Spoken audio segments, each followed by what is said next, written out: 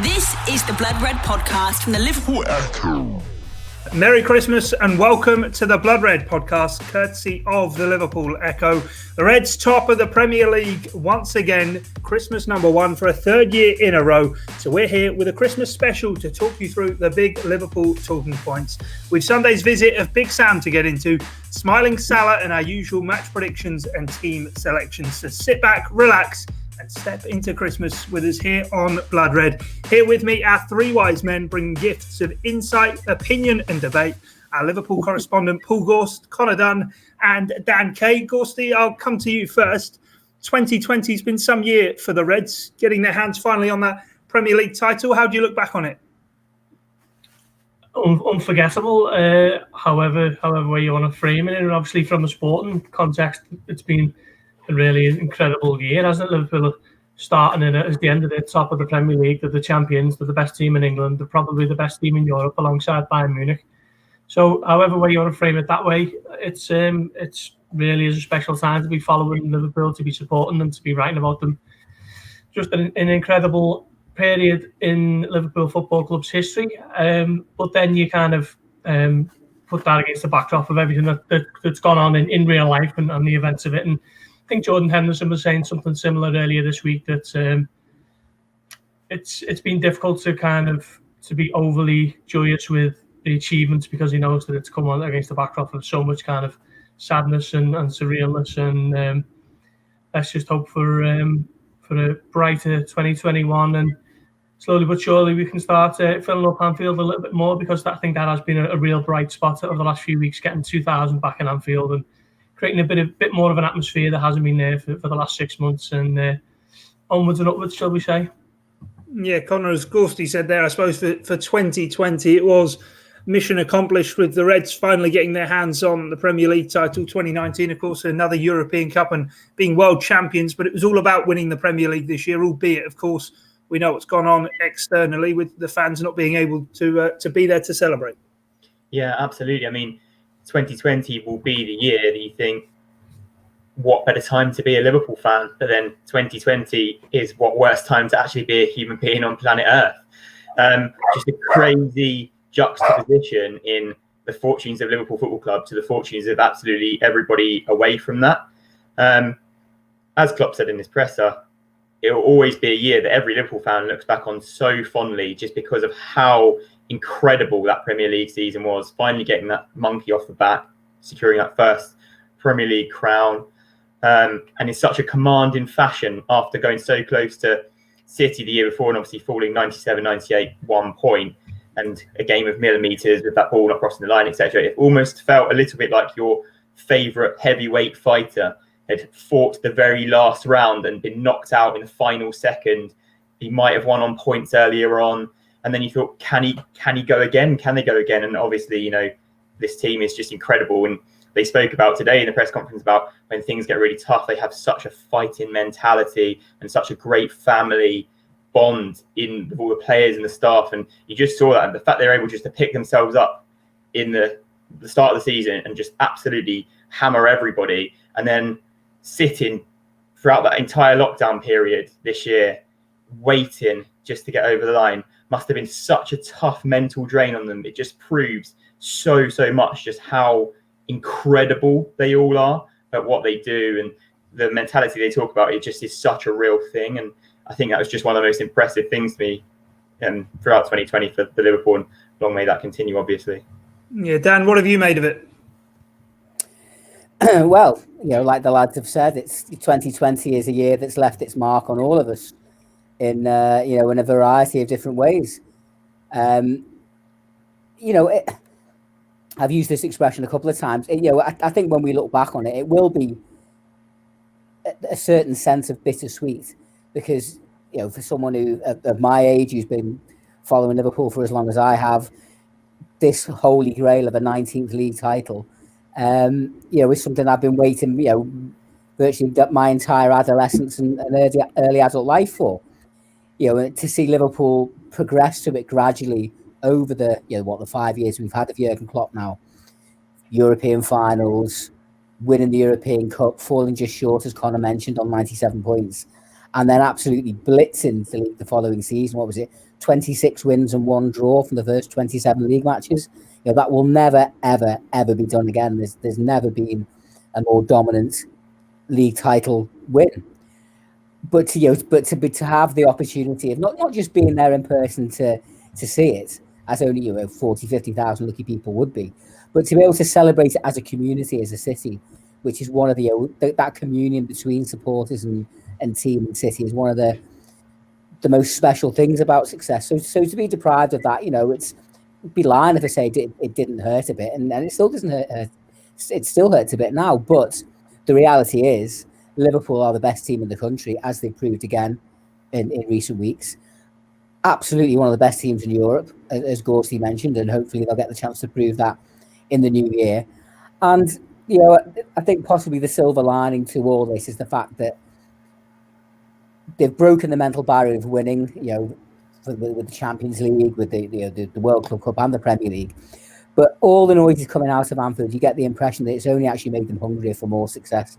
And the fact that they themselves, as players, staff, managers, whatever, they were deprived of that opportunity to celebrate it with everybody else in the way that obviously they really enjoyed doing following Madrid, hopefully has fostered this kind of determination to go and win it again. And please God, by the time we get to spring this year, hopefully, if and when Liverpool do win something, it will be able to be marked in the time-honoured tradition. Yeah, I hope that certainly is the case. Gorsty, come back to you and just sort of on the calendar year and as it comes to an end. Obviously, started the year on top.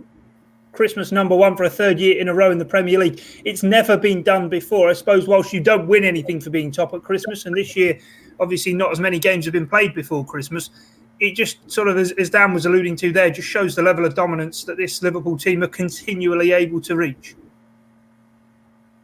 It does, and I think that's where the argument comes in about this team kind of being up there with some of the best in Liverpool's history. It's not a one-season thing. It's not really a flash in the pan. It's just sustained excellence over the course of 3 or 4 seasons now, and it's going to be a really interesting debate when Klopp walks away and 1 or 2 move on from the playing squad, and just what kind of hauls and achievements this squad has. And I think they will be able to say that they're up there with some of the best in the club's all-time history. And Klopp, he's obviously right in saying that you don't get anything for being top of Christmas, but just the fact that they're there for the 3rd successive season, it's just an indicator that this is a team who are sticking around for the long haul. And if you finish above Liverpool this season, then you're going to be Premier League champion. I'm convinced that. I've said all along, even with the injury problems that they've had, they're still the team to beat. And looking at the Premier League table now, that is just proof of that. And that's the thing, Connor, isn't it? That Liverpool have now got to a stage where they are the dominant force. And as Gorsty says, that anyone who can finish above Liverpool, that is now the side who will win the Premier League title after years and years of waiting for Liverpool to actually sort of mount continued challenges for the league title. Yeah, well, they are the power now, aren't they? You used to look at City and think they were always going to score, always waiting. They still play incredible football, but every single time Liverpool step onto that pitch, I have no doubt they're going to score at least once. And that is just something incredible, really, because when you've got the world's best goalkeeper, the world's best centre-back, obviously out injured at the moment, you're just going to keep winning football games with the talent they've got. And you think about, and it came up in the press conference actually, you think about the 7 goals Liverpool conceded against Aston Villa, and they still have the best goal difference in the Premier League right now. It's unbelievable, considering what they've played 16 games. And they've somehow managed to accrue all of those goals back and some. And so, they score loads, they don't concede many, and the players are starting to come back. The squad they have is incredible. To deal with the injuries they've had is incredible. And if you were looking at that, hearing the news that, Thiago's just about to return to full training, Oxlade-Chamberlain's coming back, Keita's, come back to thing, and Jones has got form. It's just so many players in there that Liverpool haven't had for the start of the season, are still top and are still dominating. And I think you'd be looking at that for a lot of other teams and thinking, I'm not sure what we can do. But it's a lovely feeling to have as a Liverpool fan, because there's been a lot of years where I've gone into a lot of games thinking, is the best noise I can describe that as. Yeah, no, definitely. Stick with me on this one, Dan, but my advent calendar the other day told me that the Beatles have had more Christmas number ones than anyone. I am a big kid, hence for our viewers, they can see me in a stupid Christmas jumper, but it's something about the city. Is it the culture of Liverpool that being Christmas number one means something, and Liverpool there for a third year in a row? Well, Liverpool is a city that's known globally and defined in many ways by its music and its football, and the two go hand in hand. And I think I heard somewhere it's the first time it's happened in the Premier League era that the team's been top 3 years on the bounce at Christmas. I mean, at the end of the day, it's a nice little thing to have. I'd happily swap being 6th on Christmas if you could guarantee me number one spot in May. That's when it really counts. There's been a couple of occasions. I can remember even 4 or 5 years ago, the Luis Suarez season, when the Brendan Rodgers year, when we fell just short, and we were top at Christmas that year. I think remember a good win over Cardiff. Yeah, it's only twice in the last decade that a team has been top at Christmas and not won it, and that is Liverpool. And both times with Liverpool. That's right. Well, yeah, I think the other one might have been 1997, 96-7, which is the season they finished 4th in a 2-horse race. So to be honest, a couple of years ago, I was almost getting to the point where kind of like, I don't want it to be top at Christmas because it's a jinx. But like I mentioned before, you can't get away from the fact that Madrid, even though it's 2019, that really was the key moment in this modern era, breaking through that mental barrier of success, breaking through that ceiling. And once they've done that, I'm sure it's that's helped give them that kind of mental resilience, that fortitude to be able to cope with the various setbacks that they've had on and off the field since then, because they're proven winners. They know they're winners. The difference maybe is that there's been a good documentary knocking around Sky the last couple of days about Dennis Law, who obviously didn't have anything to do with Liverpool, but he's one of Bill Shankly's favourite players. So it's absolutely worth a watch. But it's always struck me how, as everyone knows, United won the European Cup in 1968, 10 years after Munich. But that was like the high point for that team, and it's almost like they scaled Everest, and that was it. And they dipped after that, and it's an incredible thing to think about, particularly for younger listeners. They were relegated 6 years later. The difference between that and Liverpool, the current Liverpool, could not be more different. If anything, success has only made them hungrier for success, and that's what we're seeing week after. As Connor pointed out, almost everything that could have gone wrong in the first half of this season has gone wrong, and yet they're 4 points clear at the top of the Premier League with a better goal difference than anybody else. Qualified for the Champions League as group winners with a game to spare, and looking very, very ominous for the rest of the competition. And I don't think any of us really could ask for more than that as Liverpool supporters. So we've just got to hope that particularly get a few more of these players back, and hopefully get a bit more of a fairer crack of the whip in terms of luck and fortune with injuries. I don't see any reason why there could not be 1 or 2 or even more trophies appearing at Anfield in 2021. FSG want the double, don't they? They want the Champions League, Premier League double in one season. That is one of their major aims. And obviously, when you're hearing that from your owners and your best players, it's exciting, really. Yeah, what you want to hear, isn't it?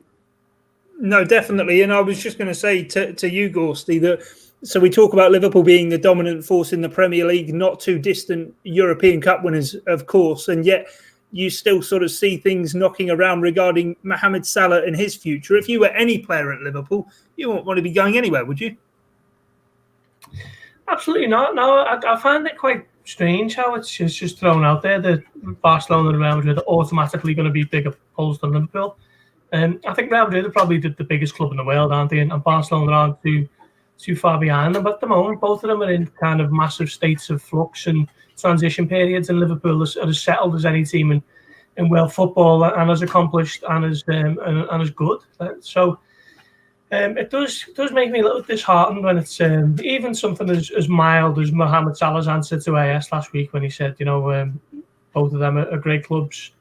So why not type of thing. But it does. If years ago you couldn't really argue with it. If Barcelona wanted a Liverpool player, then if you wanted a Javier Mascherano or Real Madrid wanted a Xabi Alonso, then you kind of just had to accept Liverpool's place in the food chain. But it shouldn't be like that anymore. I think it's often just, I don't know if there's too much thought behind it, that actually both of these clubs are massively behind where Liverpool are on the pitch at the moment. So it's not as black and white as if Real Madrid or Barcelona want you, then you're gone. I think there's a lot of thought to be had in between making that decision. And I don't think Salah said anything out of line or untoward, or I don't think it was a come and get me play or anything like that. It was just fairly straight down the line. When speaking to a Spanish publication, he was always going to get asked that question, and I thought he handled it quite diplomatically and didn't really do anything to put their nose out of joint or Liverpool's. What's your take on it, Connor? Yeah, I agree in terms of I don't actually really think he said very much. He deflected it a little bit. Why not in the future? You never know the state you're going to be in. If Liverpool, all of a sudden, if FSG start running into ruin with the Red Sox and have to sell Liverpool's biggest asset, that is Salah. Fact. He will go for the most money. He's a goal scorer. Goals cost money. Somebody like Real Madrid coming in maybe need to be in a bit of a financial benefit situation than they are now. But a couple of years down the line, you don't know what's going to happen. You don't know. He's Salah. What he said is in Liverpool's hands. Maybe not in totally, but you can't predict the future. And it's just because of the rarity of the interview that it exploded so much. It was kind of a bit innocuous, really, what he said, but a lot has been made of it. And, also what he said in that interview was, I want to break all the records at Liverpool. I want to win every trophy at Liverpool. And everyone's just like, oh, yeah, of course he's going to say that. He's a Liverpool player. But he has said that. That is what he wants. And you can see how much he wants to win at Liverpool. When he came on against Palace, you could see that Mane was fuming. Salah wanted to score. They have such a desire to win for this club and play for Klopp. And yeah, just a bit something out of nothing. Big headlines, but no real substance, to be honest. Is it, Dan, part of the territory being a global superstar that if he's not scoring 30 goals in a season, all the talk is, oh, Salah was a one-trick pony. But then if he does get back to those levels, as he has done or shown glimpses of this season, that then all of a sudden he's a transfer target for Barcelona and Real Madrid? It's part of the territory in terms of Salah, but it's also part of the territory in terms of Liverpool as a club and in terms of Real Madrid and Barcelona as clubs, and also in terms of the football media transfer industry. We're a week away from the January transfer window opening. He's 28 years old. He's 2.5 years from the end of his contract. So Connor made a good point there about the fact that he also said he wants to win everything with Liverpool and break records with Liverpool. That part of the interview was very conveniently ignored by the sections of the media that wanted to push the Real Madrid Barcelona line. Now, obviously, we probably have maybe a slightly better understanding than the layman about how these things work.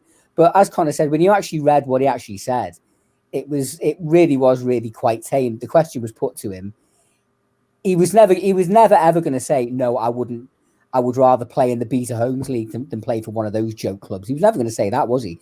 He's always got a kind of that would be a line, wouldn't it? He's always got to kind of keep his options. Not say keep his options open, but give a kind of fairly neutral type of answer. I just think it's part of the territory when you're a big player playing for big clubs. You're going to be talked about constantly, particularly in a season like this season when. Because of the nature of the world at the moment, people are desperate for stuff to talk to, desperate for stuff to talk about, rather, desperate for lines to hang a story or an angle on. I thought it was quite telling, really, that the only thing he said publicly since the interview was a tweet he posted on Monday, which was just a picture of him smiling. And I think in many ways that said everything.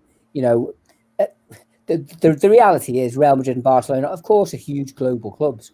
But this isn't 2014-15 when the likes of Luis Suarez, Raheem Sterling or anyone, their head would automatically be turned. Salah, yeah, all right, he could probably earn more money by going there, certainly to Real Madrid. But would he have a better chance of winning the big trophies? I don't particularly think so at the moment. And Salah strikes me as somebody that isn't particularly motivated by money. What he wants is trophies, goals, success and glory.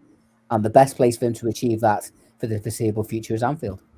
Yeah, I'm not sure we actually talk about him enough, Gorst, Mohamed Salah and what he does. Obviously, he reached 100 Liverpool goals with his goal in the derby earlier in the season, sort of third fewest games sort of to get to 100 goals for Liverpool. Where are we at with Mohamed Salah and his Liverpool career? Obviously, he had that unbelievable first season, but ever since he has consistently been a world-class operator.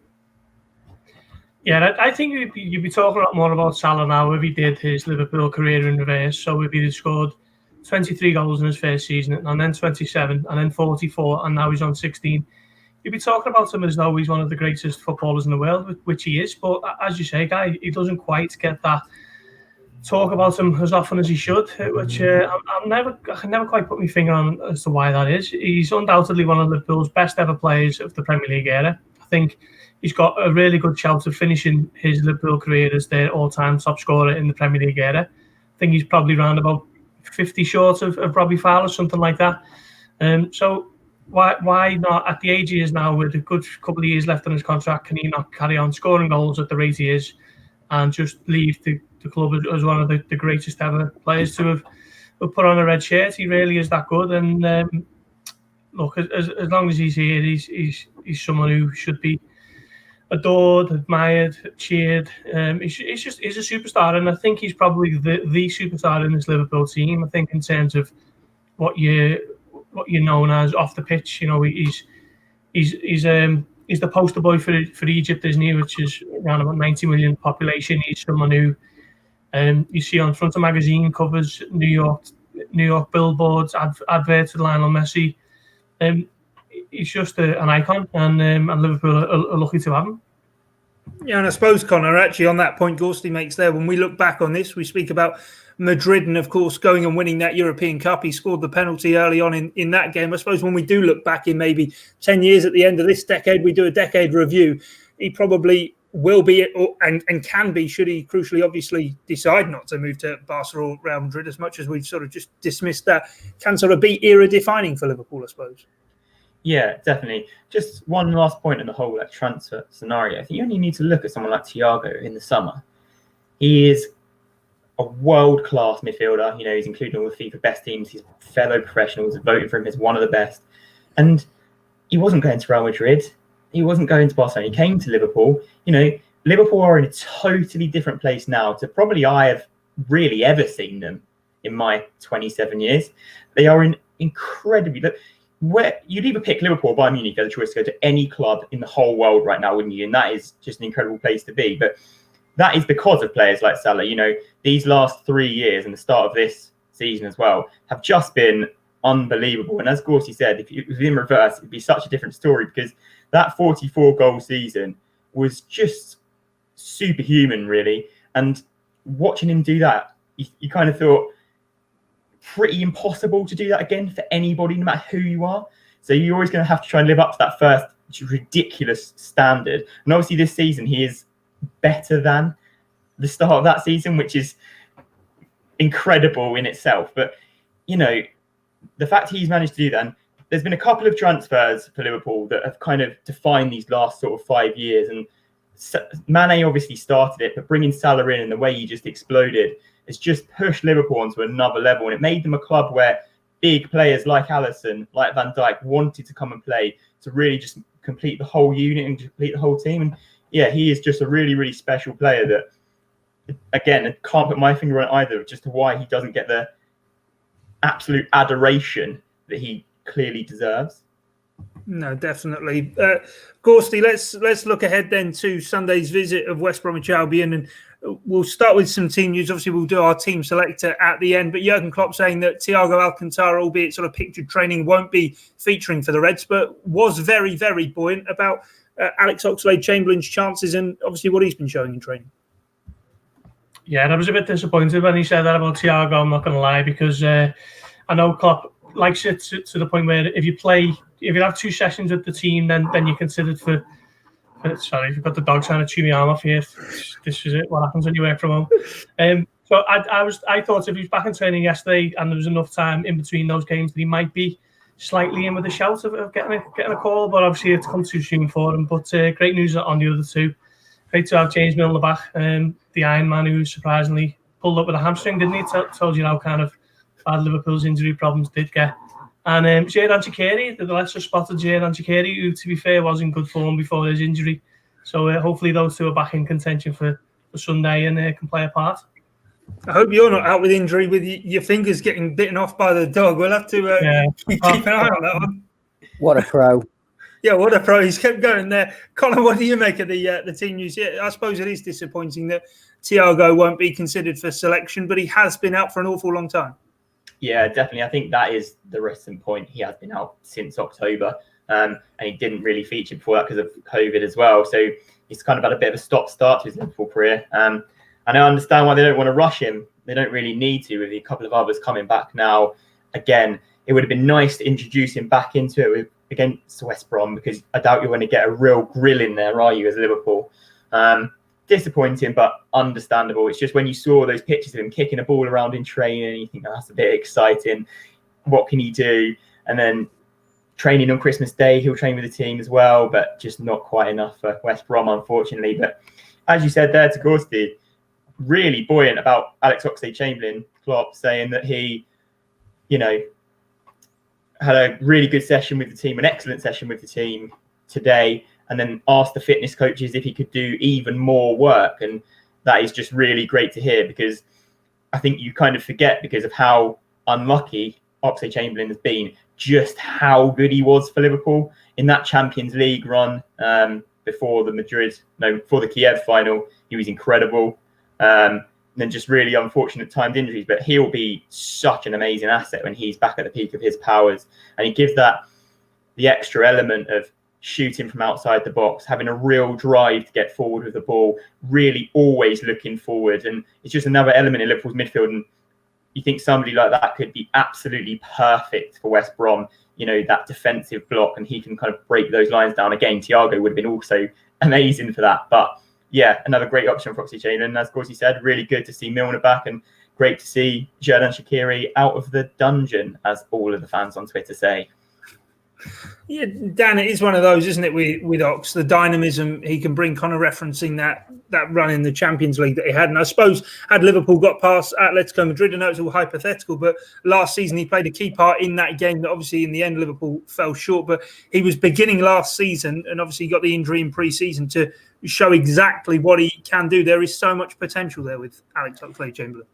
Massively. I mean, I'm certainly not one that's going to be throwing brickbats at Jurgen Klopp. But I do think one of the few mistakes he's made during his tenure at Liverpool was taking Oxlade-Chamberlain off during that Atletico Madrid second leg, because I thought he was the best player on the pitch that night. And if you remember, it was Jordan Henderson's first game back after he'd pulled a hamstring in the first leg. And to me, he was the obvious first change. He's not had the best of luck, has he? As Connor said, that he was a key part in that first season, getting Liverpool to the final before he got that very unfortunate injury in the first leg of the semi against Roma. And I've always thought, even taking Sergio Ramos and Loris Karius out of it, if he'd been available in Kiev, it might have been a different result. He obviously took a year to get back, played his part last season, and like I say, just seemed to be kind of hitting his straps and becoming a key part of the side again when the pandemic happened. And then he was, in and out the side a little bit in the last couple of months of the season. He scored the final goal at Anfield, didn't he, against Chelsea in the 5-3. And then obviously, unfortunately, picked up this injury in pre-season. We've not seen him since. But he will be a huge asset for Liverpool going into the second half of the season.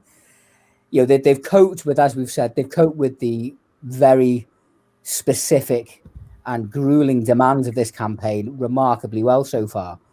But it doesn't really get much easier. If you look at the fixture list for January, February, even before the Champions League restarts in mid-February, there aren't many free midweeks because there's an awful lot of Premier League matches to squeeze in. So this intensive period of matches, Liverpool will need as many quality bodies as they can at their disposal. And, Oxlade-Chamberlain very much falls into that category. Everything you hear about him indicates that he's a cracking lad to have around. He's a great and vocal member of the squad. And, TV presenter as well, isn't he? Say again? A good TV presenter as well. Did you watch that video when the new training ground opened? He was great in that. Yeah, he's a talented lad. He's got many strings to his bow, and I think that's having his involvement, I think, can be a real trump card for Liverpool going into the second half of the campaign, because there are going to be more injuries. I mean, you'd like to think, please God, there's not going to be so many serious long-term 6-9 months ones, but just inevitably, because of the nature of the games, the nature of the way Liverpool play, there are going to be people coming in, coming out from time to time. If anyone deserves a break with injury-wise, I don't think there's few players, certainly in the Liverpool squad, that deserve more of a break than Oxlade-Chamberlain. And hopefully 2021 might be the year that he really goes on to show the undoubted potential that he's got and has shown us glimpses of so far. Yeah, definitely. Dan, I'll stay with you. Let's move on to West Brom. Fireman Sam is in for a relegation battle with the Baggies. Last manager in the Premier League to win at Anfield, but the Reds don't have much to worry about here, do they? Well, Jurgen Klopp certainly won't be saying that. Allardyce does have a record of getting results against Liverpool in the past.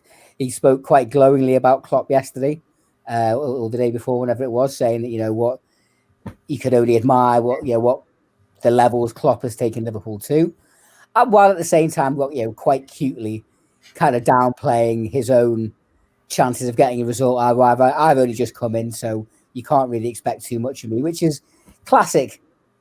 Not just classic Allardyce, classic football manager speak, isn't it? Do you know what I mean? Take the pressure off himself. But I doubt he'll be saying that in the dressing room at 4:20 on Sunday afternoon.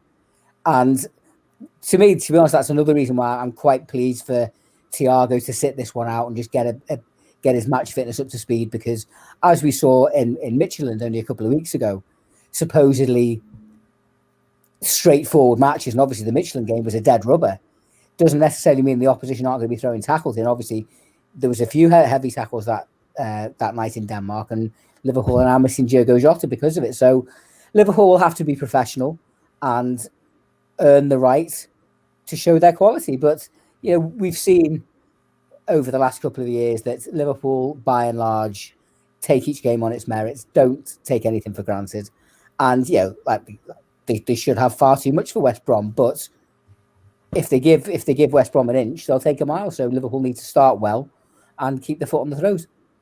Gorsty, I can see you there. You've not been toppled by the dog.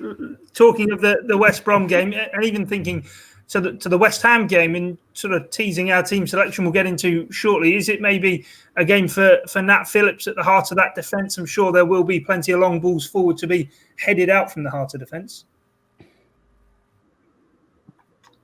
Do you know what? I didn't actually think of that, but yeah, that's a good point. I was just assuming that because there's been 8 days in between games that it's going to be Matip and Fabinho again, but that's not a bad shout. I mean, I think Nat Phillips has been flawless when he's come in and played a couple of games that he has.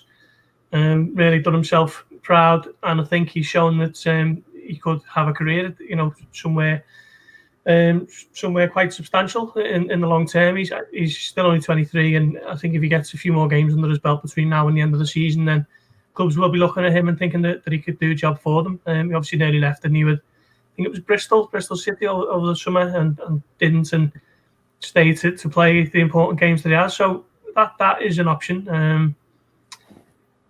And there's no question, is that the centre back is the kind of the weak point for Liverpool. They've only got 2 fit senior centre backs, and one of them is a defensive midfielder, and the other one is someone who has struggled with fitness problems for quite a while now. So this might be a good opportunity to make that change again. And if you're asking who would I take out, it's a difficult one, because I think Fabinho's been fantastic, probably Liverpool's player of the season, along with Andy Robertson and Mo Salah. But then again, he has played a lot of football. Then we know that Joel Matip is someone who's not the most durable, so that's a difficult one if you are going to make that change. Connor, I'll let you have your say on Allardyce coming to Anfield. We know probably that the tactics he's going to look to sort of bring with him, as he did during his stay at Everton. No real love lost between Liverpool fans and Sam Allardyce. No, certainly not. And obviously Allardyce in the week can help himself but have a little dig and say he's coming to top all the big boys and everything else when he first joined. It's just classic Allardyce, really. The whole situation with the West Brom appointment is strange, especially earning that draw at City and then being sacked next morning. Obviously a pre-done change. I don't know if you're going to get that typical manager bounce that every team seems to get. because of just the way it was all done. So that was a consideration, I thought, first. And I was like, hang on a minute, just the nature of Bilic's sacking and how it all left. I don't know if the players are going to be absolutely buzzing to have a new manager in, especially when teams kind of look to Big Sam to save them from relegation. It's almost like you're signing the death warrant, isn't it? Like, they know they're going to be in a scrap, but there is other ways of playing than the way Big Sam plays football. But, I'm fully expecting Liverpool to, as Dan said, start really well and keep attacking, keep foot on throat, and just keep going and going and going at them and breaking down those defensive lines and that low block that Allardyce's teams will inevitably put in. I thought it was interesting that Klopp said that he'd been watching old Everton games of Allardyce as manager to kind of get an idea of what he's going to do. Yeah, certainly. And to be fair, he's been out of the game a little while. Quite fitting, I suppose, as you sort of saying there, Allardyce the saviour, that we're talking about him in our Christmas special here on Blood Red. But anyway, let's get on to our team selection then before we wrap things up. Dan, I'll come to you for your choice between the sticks and your back four as well. Well, Alisson's a no-brainer in goal. I said that the full, particularly having had an 8-day break, and I think that the following fixtures are relatively kind, aren't they? Sometimes in Christmas festive periods you can end up playing like 3 games in 5 days, but I think Liverpool's 3 games are quite well. It's like a 3-day gap and a 4-day gap. A lot of travelling though. Yeah. Newcastle away and Southampton as well. Southampton away, yeah. They travel the furthest to play the Boxing Day 28th and second game out of any team in the Prem. I think they travel 820 miles and it's next Leicester on 666. But then you've got Chelsea travelling 20 miles because they've got an away game against Arsenal on Boxing Day and then 2 home games. So kind fixtures, but a lot of travelling. I don't know. Well, they can maybe make the best of it. I remember chatting to an Everton mate not too long ago about their famous season in the mid-'80s when they won everything over Christmas. I think they had Sunderland away and Ipswich away, which probably couldn't be more further apart, and they won both of them. So, when you're winning, it's not too much of an issue, isn't it? Hopefully Liverpool will be able to keep doing that. So the fullbacks pick themselves. I'd be half inclined to throw... we talked about Nat Phillips there, who's certainly done nothing wrong. I was lucky enough to be at Anfield for that Tottenham game, just over a week ago. And Reece Williams blew my mind. He was phenomenal that night. And I think he's got a big future in the game. And if Liverpool are looking to preserve a little bit of legs, I think, for my money, I think he's ahead of Nat Phillips in the pecking order now. But, Klopp may be wanting to kind of get his first choice, not take any risks and get his first choice centre-back pairing out there, in which case it would be Fabinho and Matip. Fabinho and Matip. Any sort of objections to make to that, Conor Augusti? I think he's just the arm guy. Yeah, I think I'm going to go with Nat Phillips and let's give Fabinho a rest. He's played a lot of football, out of position. He could do a little bit of an extended breather. I'd like to see Reece Williams. So 3 different pairings. As Dan said, I thought he was probably one of the best players for Liverpool against 2 of the most in-form attackers in the country in Son and Kane against Tottenham. He's 19. If Liverpool are going to look to develop him into a world-class player, maybe alongside Van Dijk in a couple of years or alongside Gomez or however it goes, I think putting him in for games and giving him senior experience is a great opportunity to do so. And he didn't really put foot wrong against Tottenham, so that's my choice. And I probably would rest Fabinho here. He's played a lot, and again, he's been sensational, but just needs to have a little break. Conor, I'll stay with you then, and you talk us through your midfield you'd go with. Well, it might be a bit harsh on Jones, probably, considering he was rested last week as well, but I'm going to put Oxlade-Chamberlain in. Just the way Klopp was talking about him, I think he's going to be, if he's in great form, he could be one of the ones that really unlocks West Brom and really has a go at them in a midfield 3 with Ginny and Hendo. Yeah, definitely. Gorsty, you concur on that, or are you going to tell us another 3? Well, I was thinking about it before. I was thinking about Thiago, but obviously it's going to come too soon for him. I can see the shout for Oxlade-Chamberlain. He's only played 15 minutes, hasn't he? But I think this is an ideal opportunity for him to start from the beginning, get as close to 90 as he can before he will inevitably tire in the second half. So I think Oxlade-Chamberlain's a good shout with the Iron Men that are Wijnaldum and Henderson. Maybe, but then again, maybe Naby Keita for Wijnaldum. That's a difficult one because I thought Keita was very good against Palace. Understated, played 90 minutes and he hasn't been able to do that a lot. Wijnaldum's another one who's played a lot. So yeah, go on. I'm going to go with Henderson, Keita, and Oxlade-Chamberlain. I love the attacking intent. Yeah, and twisted your own arm there, Gorsty. Yeah. It's unbelievable how many choices we've had. For weeks, we've had no one to pick, Dan, but all of a sudden, we've got all these different combinations. What would your midfield three be? I know, it's like trying to pick take your turn out of the Christmas quality street, isn't it? I'm inclined to... I agree with the Oxlade-Chamberlain shout, but I also agree with giving Ginny a rest shout, even though it'll probably send the transfer mongers into overdrive with January days away. So, he's hardly missed a minute, hasn't he? He missed the consistency, and he'll certainly have a big part to play in the games coming up to Christmas, not least with the trip to his old stomping ground at St James's Park next weekend. So, yeah, for me, Henderson, Chamberlain, and Naby Keita, who I agree, look decent at Palace. And I think, Chamberlain can play that a little bit further forward. Keita can do some of the donkey work and the positional stuff in midfield that maybe not to the same level that Wijnaldum can. But I think it's important Klopp gets as many minutes and as many legs as he can before the season really starts to get into the business end, the last third, February, March, when push really comes to shove. So, yeah, that would be my three.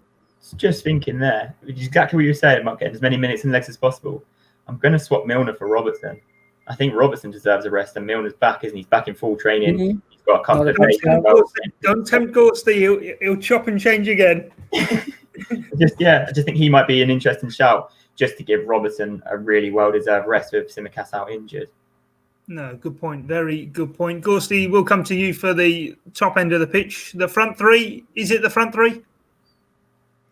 I think so. I thought Minamino was good against Palace. He got his first goal in the Premier League and got 90 minutes behind them. But I just think it looked like all three of them were back in form. Salah's been in form all season, obviously, but Firmino had a great week and Mane got his first goal in 10. So I just think if those three are red hot, they could put the game to bed inside half an hour, couldn't they? So they're going to be my three. Yeah, certainly. Dan, what about you? Yeah, the front three, you can't look past them. Minamino, Divock Origi, Liverpool have got a few options there. But I think the three of them have shown in the last couple of weeks how hungry they are for goals. And I think they'll be licking their lips at the chance of getting stuck into the baggies. Yeah, certainly. And Connor, hopefully, for Roberto Firmino, the Reds will be attacking the Kop in the second half and he won't have to run the length of the pitch to celebrate with the fans that are there in the last minute. In 90 plus, yeah, absolutely. Amazing to see the passion. And I thought, Klopp obviously spoke about Firmino, talking to him and conversations they've had and heart-to-hearts they've had about Firmino wanting to score more goals. He obviously got 2 the other day and he seems to be back in form. You're never going to drop Mane to the bench after that reaction. Salah's been scoring loads, so can't wait to see them all, to be honest. Brilliant. Match predictions then. Connor, what's the score going to be? 3-0 Liverpool. Gorsty? 2-0, standard. And Dan? 5-0. 5-0. What a result. Yeah, what a result that would be. And that is the way to wrap up the Christmas special. Before we go, though, a gentle reminder to fill in our Blood Red census. What you like about Blood Red, who or what you'd like to see more of, or even less of, if that is your way. We want you to sort of help shape what is to come here on the Blood Red channel. You can find the link in the description. Please do let us know what you think. Before we go, though, Merry Christmas to you, however you're managing to celebrate this year. And as ever, thanks for joining us here on Blood Red.